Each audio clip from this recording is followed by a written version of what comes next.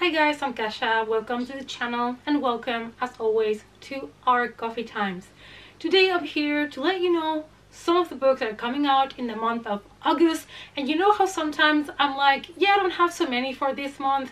Well, buckle up you guys, because I have a total of 30 titles that are coming out in the month of August that are on my radar. It's coffee time.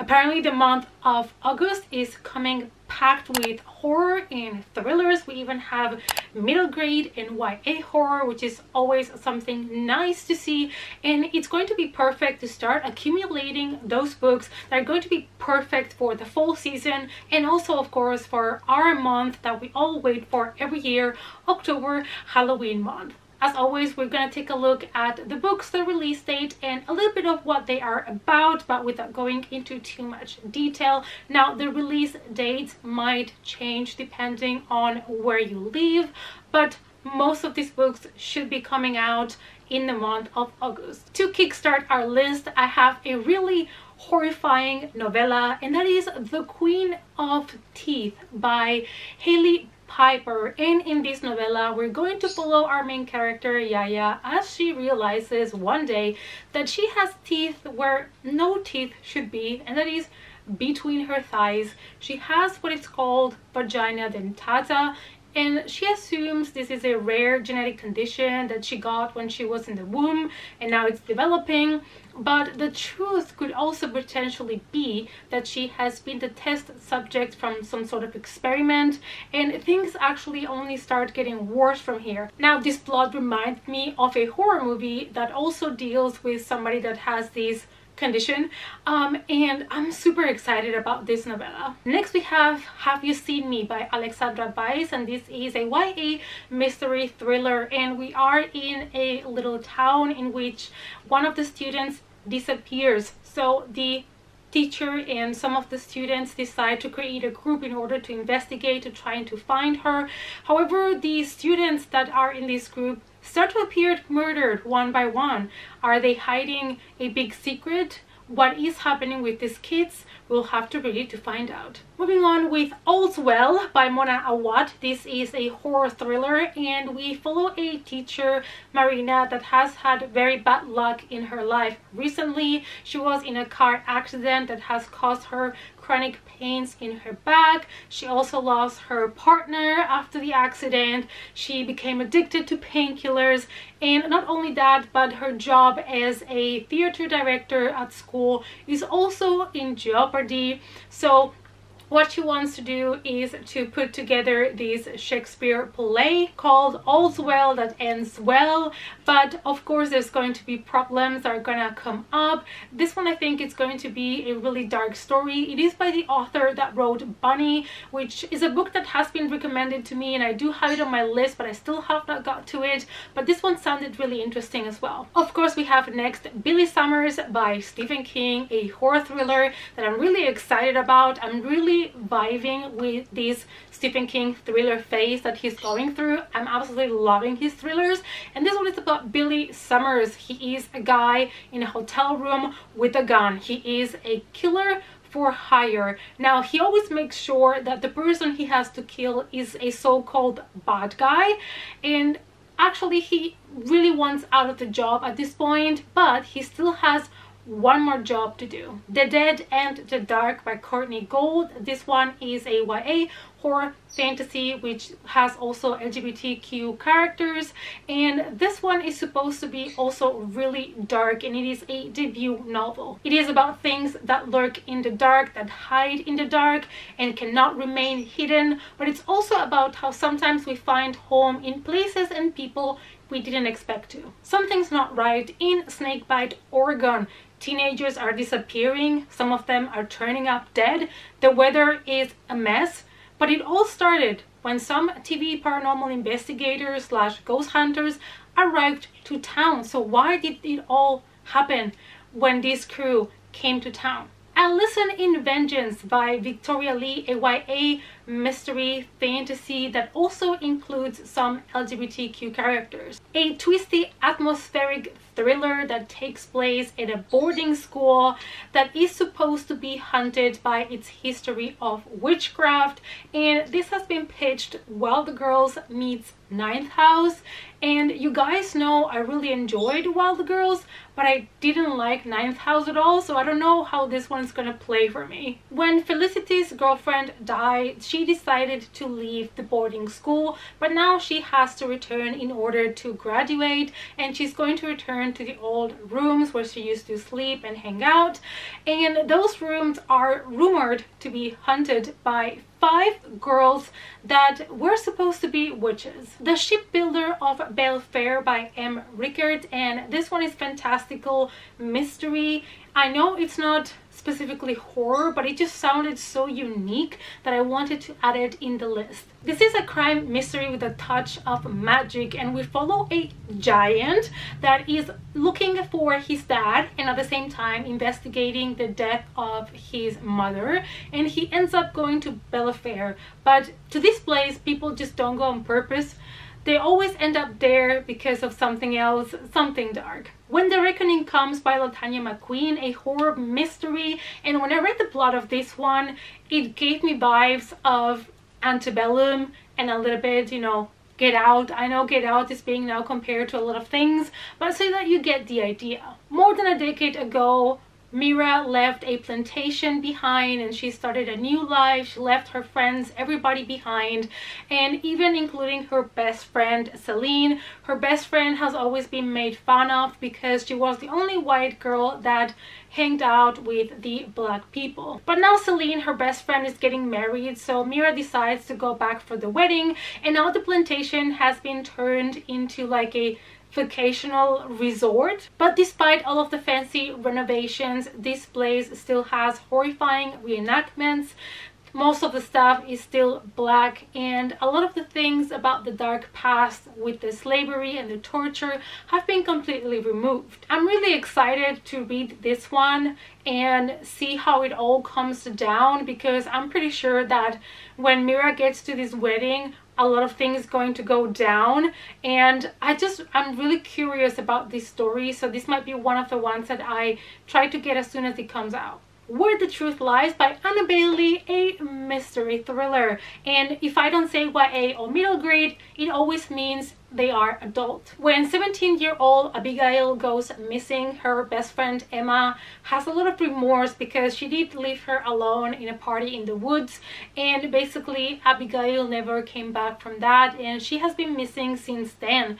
The police start an investigation, but they kind of assume that Abby just is one of those teenagers that has decided to just leave home and, you know, run away. But Emma knows that that is not the case because she wouldn't do it without telling her, so she's trying to uncover the mystery. The Glass Burning Floor of Hell by Brian Evanson, and this is a horror short bizarre story compilation. So here you're gonna find some weird fiction, kind of bizarre stories. So if that's what you're looking for, unconventional stories, this might be the one for you. Tidepool by Nicole Wilson, horror gothic fantasy. In 1913, Henry Hamilton disappears. Her sister Sorrow defies her father's wishes, and she decides to go looking after her brother, and she decides to start in a place called Tidepool, which is the last place that Henry was seen before he disappeared. And when she gets there, she realizes that the people in town are acting a little bit iffy when she asks about her brother. This is a Lovecraftian dark fantasy in which bodies are going to come ashore in this little town by the sea. And is there possibly a monster that is killing people? What is happening in this town? Mark of the Wicked, Georgia Bowers, a YA horror paranormal fantasy. Matilda is a witch. She's also a teenager, and she doesn't like that she's supposed to only use her magic when it's really necessary or only for good things. She just wants to be popular. She wants what she wants, and she doesn't care about the consequences. One day at school, while she carelessly is using her magic, one of the guys at school is going to catch her in the act. This is a magic YA fantasy debut, so if you're looking for something a little bit darker but still fantasy, this might be for you. Mine by Delilah S. Dawson. It is a middle grade horror and the cover is just fantastic. A twisty, terrifying ghost story about a girl called Lily. She's 12 years old, and where her family move into a new house, a lot of weird things start to happen in the new place. Lily believes that there's some spirits, something hunting this house, somebody that probably used to live there before. The Devil Makes Three, Tori Bobalino. This is a YA horror fantasy. Tess only wants three things: to play her cello, to make her sister happy, and for everybody else to just leave her alone. But her summer is not gonna go as planned when she has to work at the library, and she doesn't like the people that go to the library. And one day though, with the help of one of those people that she despises called Elliot, they find a really intriguing book, and they might potentially by accident end up releasing a demon. Ghost Girl by Ali Malinenko is another middle grade horror story. This is the author's middle grade debut, and it follows a girl called Z, and she loves ghost stories, but she just never expected to be living one herself. And it all started on a stormy, dark night. After that night, weird things started to happen, people started disappearing, and Z herself started to see a lot of weird things around her. She decided to tell her friends, but nobody believes her. So what is she going to do, and what is actually happening in town? The Ghost Tracks by Celso Hurtado. This is a YA paranormal fantasy. However, it has come to my attention that this one is going to be released in the US in October, but here in Germany we can already get it on the 10th of August, which I thought it was interesting. So you guys might have to wait a little bit for this one, but I just wanted to include it because it is going to come out here for me already, but you can already put it on your wish list. This has been pitched as Fear Street for a Diverse America, and we follow a 17-year-old called Erasmo, and he comes from the wrong side of the street. Basically, his father was a junkie that overdosed, his mom abandoned him, so he has been living with his grandma ever since. But now his grandma is struggling, she's getting older, she's sick, and he needs to make some money. He is good with the supernatural, so he decides to create a supernatural kind of detective agency, and they do everything from hauntings to exorcisms. But of course, something is gonna go very wrong. Mordieu by Alex Feby is the first installment in a trilogy that is going to be gothic fantasy. In a sea-battered city, a young boy that lives with his poor family and is trying to basically do whatever is needed to get some food to the table. But then his family decides to sell him to the master of Mordieu, where he is going to be sent. And the master kind of realizes that this kid has some very special power that might be too dangerous. White Smoke by Tiffany D. Jackson. It is a YA horror. This has been said to be a YA psychological thriller that is going to bring something new when it comes to your typical classic haunted house story, and it has been said that it is kind of a mix between The Haunting on Hill House and Get Out. Even though the plot sounds kind of generic, I'm really excited about this one and see what is so different about this haunted house story. We follow a girl called Marigold, and her family moves into a new house, and in this house weird things start to happen. This house seems to be haunted, and Marigold seems not to be able to get rid of these ghosts that always seem to be attached to her. Dagger Hill by Devon Taylor is another YA horror. This one has been pitched as Stranger Things meets One of Us is Lying.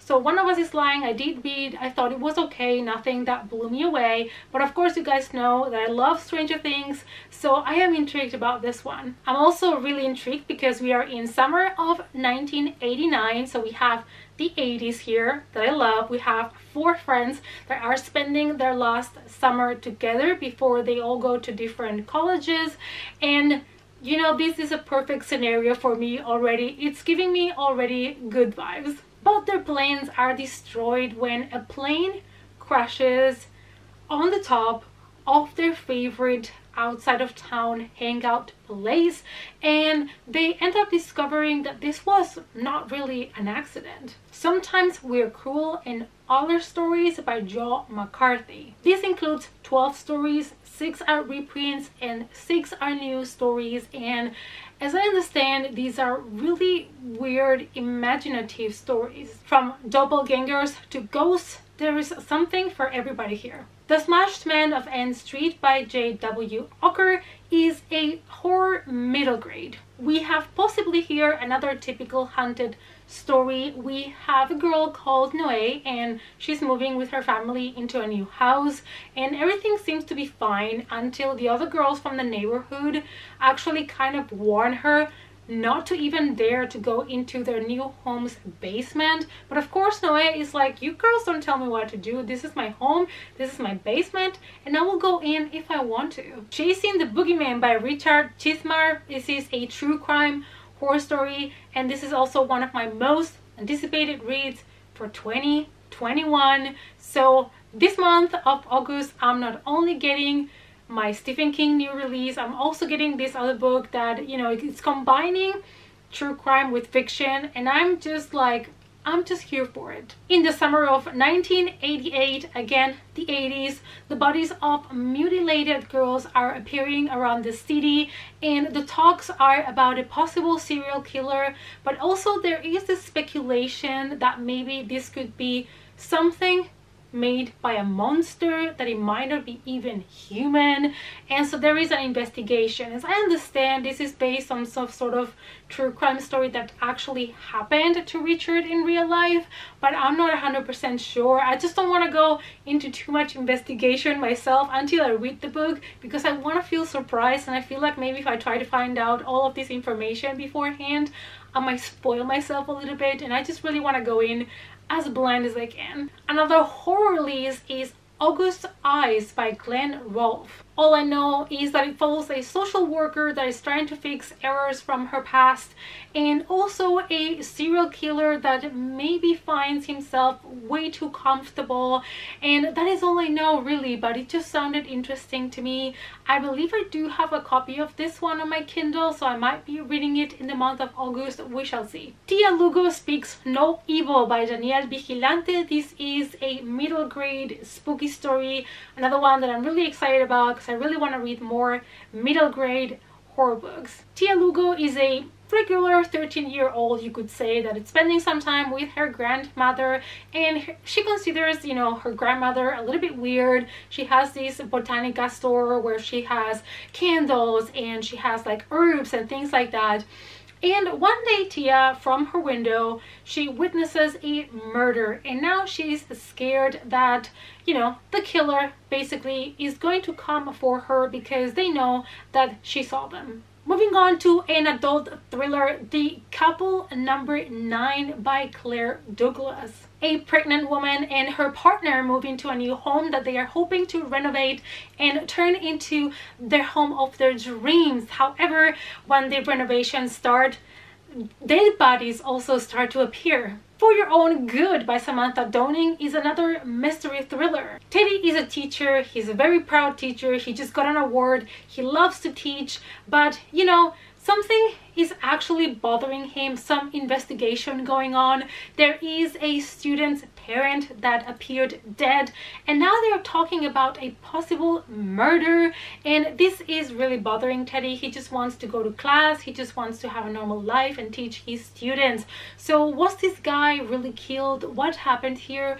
What kind of mystery do we have? Bad Witch Burning by Jessica Lewis, a YA horror fantasy. It is said to be for fans of Us and the Chilling Adventures of Sabrina. We follow a black girl that has a very special power. She can communicate with the dead. So because her family needs money, she decides to open her own kind of business to charge people to be able to communicate with their deceased loved ones.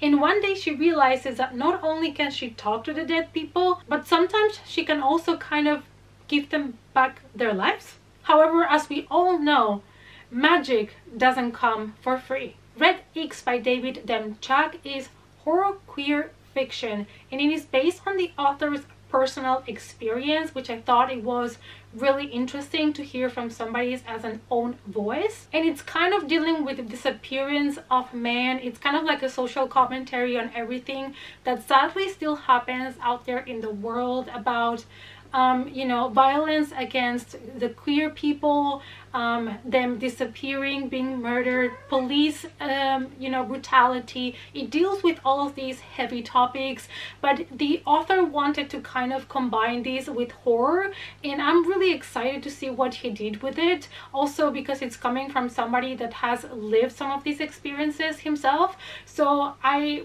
really would like to see how it's merging with the horror. Revelator by Daryl Gregory. It is a horror fantasy that is supposed to be Southern Gothic. In 1933, young 9-year-old Stella goes to visit her grandmother, and she ends up going into a mysterious cave. So in this cave, she actually met the family's god, and years later, Stella comes back to this town because it's the funeral of her grandma and she has to come back, but she will also meet there another girl and find out some family secrets. My Heart is a Chainsaw by Stephen Graham Jones, a horror thriller that I am extremely excited about. Another one that I would really love to read ASAP. I do have a copy on my Kindle, so I'm gonna be reading it for sure in August, and this is supposed to be a fun slasher made for people that love horror and horror movies, and I'm here for it. This book is supposed to be a critique on American colonialism and indigenous displacement and gentrification, which is everything sounds really interesting to me, especially if you want to combine it with horror. I am really excited to see, because this book has also been said to be something similar to Friday the 13th or Shirley Jackson's works. And this is about Jade, who is a girl that basically seeks comfort on horror to kind of get away from the horrors of her real life, which I feel like that's also why a lot of us love horror, because we can't just sit down and relax and watch just something fun and, you know, forget about the little horrors of real life.